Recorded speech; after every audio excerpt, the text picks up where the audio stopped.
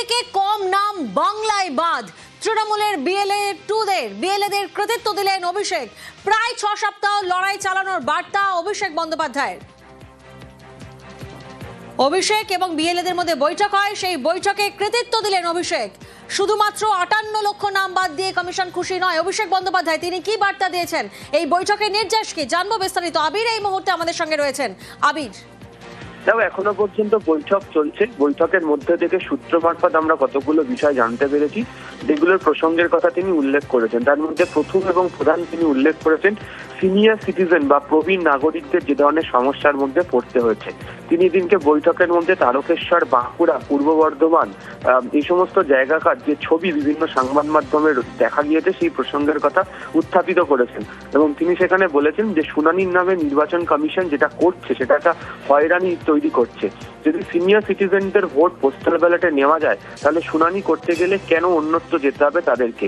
এবং এই বিষয়ে প্রতিনিধি দল কালকেই নির্বাচন কমিশনের কাছে পাঠাচ্ছে তৃণমূল কংগ্রেস। প্রসঙ্গত আমরা আগেই জানিয়েছিলাম এটি।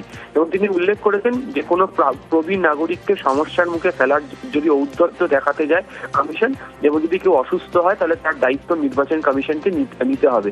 একই সঙ্গে তিনি একটা বিএলও 2-দেরকে বলেছেন যে আগামীকাল সকাল থেকে বিএলও 2-রা তাদের নিজের বুথের যারা সিনিয়র সিটিজেন রয়েছেন তাদের বাড়িতে যেতে হবে। তিনি দ্বিতীয়ত যেটা উল্লেখ করেছেন সেটা হচ্ছে যে দিল্লি, হরিয়ানাতে যে খেলা খেলেছিল সেটা এখানে খেলতে পারা যাবে না।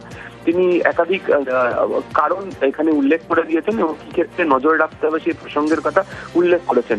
এবং তাতে তিনি গুরুত্ব দিয়ে বলেছেন বিএলও 2-দেরকে তাদেরকে ওই শুনানির সময় ওই শুনানি কেন্দ্রের মধ্যে উপস্থিত থাকতে হবে। যদি কেউ কমিশনের তরফ থেকে তাদেরকে ওখান থেকে বাইরে বার করে দিতে চায়, তাহলে তাদের কাছ থেকে আইনত কাগজ বা বিজ্ঞপ্তি দেখাতে হবে। এবং তিনি উল্লেখ করেছেন এই ধরনের কোনো আইনত কাগজ কমিশনের কাছে নেই বা বিজ্ঞপ্তিও নেই, ফলে তাদেরকে বার করে দিলে তারা গোটা বিষয়টি নিয়ে সুপ্রিম কোর্টে যে মামলা চলছে সেখানে তারা যাবেন। একই সঙ্গে তিনি উল্লেখ করেছেন যে সুপ্রিম কোর্টে ভার্চুয়াল শুনানি হলে বা প্রধানমন্ত্রী যদি এসে ভার্চুয়াল জনসভা করতে পারে, তাহলে পরিযায়ী শ্রমিকদের ক্ষেত্রে কেন ভার্চুয়াল শুনানি হবে না। আর যদি পরিযায়ী শ্রমিকদেরকে ডেকে এনে শুনানি করতে হয়, তার ফিজিক্যাল হিয়ারিং করতে হয়, তাহলে তাদেরকে যাতায়াতের টিকিট নির্বাচন কমিশনকে কেটে দিতে হবে। এবং তিনি একই সঙ্গে তার দলের নেতাদেরকেও আজকে সতর্ক করেছেন। তিনি মূলত পুরসভা এবং পঞ্চায়েতের যারা রয়েছেন তাদেরকে সতর্ক করে বলেছেন যে দলের কাজ যদি তারা না করতে পারেন তাহলে তাদের পদে থাকার অধিকার থাকবে না। এখন এটা যুদ্ধ শুরু হয়েছে, যুদ্ধের সময় প্রত্যেককেই ঠিকমতো কাজ করতে হবে। এবং কোনো ব্যক্তি ঠিকমতো ফর্ম ফিল আপ করছেন কিনা, হিয়ারিং এ রয়েছেন কিনা, তাদের শুনানিতে যদি কোনো অসুবিধা নয়, সেটা দায়িত্ব হচ্ছে পুরসভা এবং পঞ্চায়েতের নেতাদের। তারা যদি না করতে পারেন তাহলে তাদের আগামী দিনে যে পদ থাকবে না সেই প্রসঙ্গের কথা মনে করিয়ে দিয়েছেন।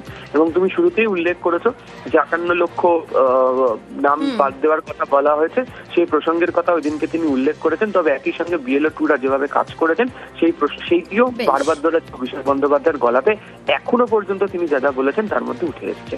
বেশ, ধন্যবাদ আবির।